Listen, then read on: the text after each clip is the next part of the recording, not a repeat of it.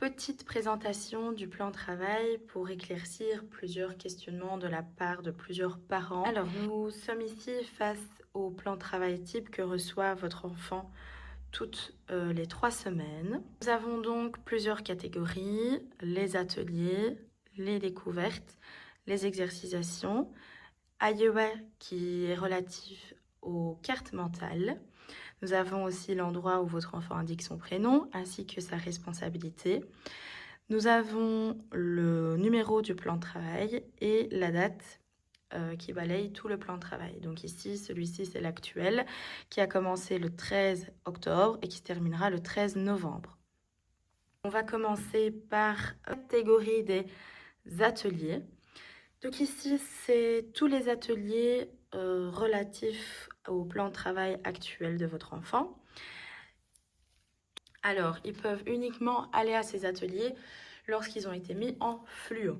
Donc, par exemple, ici, si c'est en fluo jaune, ça veut dire que Madame Rachel a fluoré et que l'enfant peut aller à l'atelier appliquant. Donc, tout ce qui va être en fluo jaune, c'est relatif à Madame Rachel et aux mathématiques. Par contre, si c'est fluoré en mauve, alors c'est relatif au langage et donc à moi-même. L'enfant a ici tous les endroits où il peut aller retrouver ses ateliers et lorsqu'il a effectué son atelier et qu'il a été évalué, vous avez la note ici de votre enfant qui peut être de A pour acquis, EA pour envoi d'acquisition et NA pour non acquis. Ensuite, nous avons les découvertes qui sont vraiment relatives à toutes les notions vues en classe qui peuvent être nouvelles ou qui peuvent être là en rappel. Alors, on a les notions de mathématiques et les notions de langage qui sont au même endroit. Si la notion a été fluorée, ça veut dire qu'elle a été découverte en grand groupe avec Madame Rachel, puisqu'ici c'est en fluo jaune. Ça veut dire que l'enfant peut alors réaliser ses exercices dans son indigo. Dans son indigo qui est dans la partie algèbre et arithmétique. Et voici les pages que l'enfant doit réaliser. Donc ici, par exemple, c'est la 58, 59 et 60. Autre exemple maintenant, si l'enfant a découvert en grand groupe avec moi le pronom personnel, je mettrai cette notion-là en fluo. Ça veut dire que l'enfant peut réaliser ces exercices-là qui se trouvent dans la pochette. Dans la case découverte, nous avons aussi une case manipulation. Par exemple, je mets la case en fluo. Ça veut dire que je veux absolument que l'enfant aille faire l'atelier relatif à cette notion avant de passer aux exercices sur feuille. Donc ça veut dire qu'ici, il devrait d'abord aller faire l'atelier les pronoms 1 et 2 avant de réaliser les exercices qui se trouvent dans sa pochette. Par contre, si la découverte a été effectuée et que la case reste blanche, alors l'enfant est libre ou pas d'aller faire l'atelier relatif à cette notion.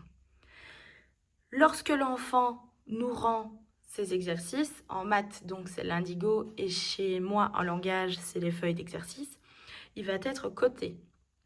Et vous avez cette cotation dans la case du petit triangle qui sera à nouveau A, EA ou NA. Nous avons ensuite la case des exercications qui seront là toute l'année. Il y a plusieurs exercications en maths et en langage.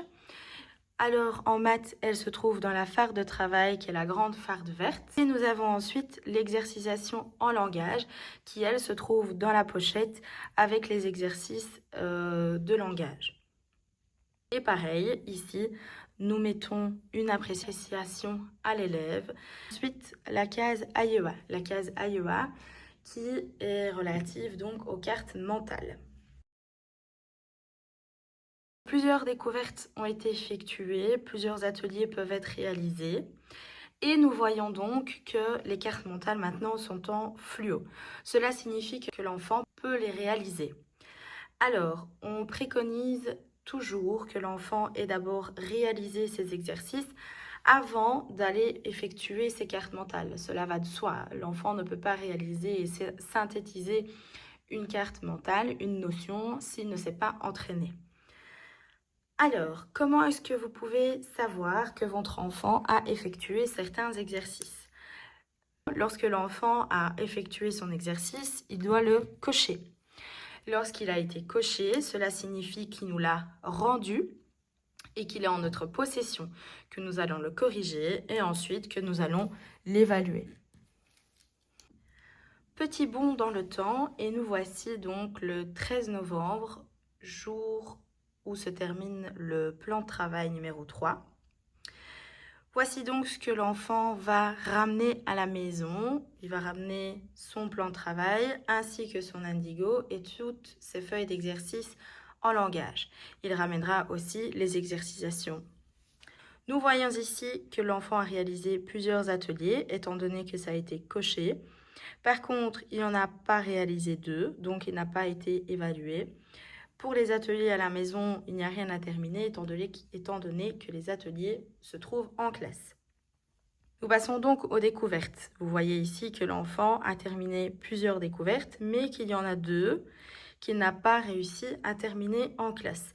Ces découvertes-là sont à terminer à la maison pour le lundi qui suit. Donc là, ce sera pour lundi 17 novembre. La découverte en mathématiques à finir se trouve dans l'indigo et la découverte à finir en langage se trouve dans l'affaire de communication.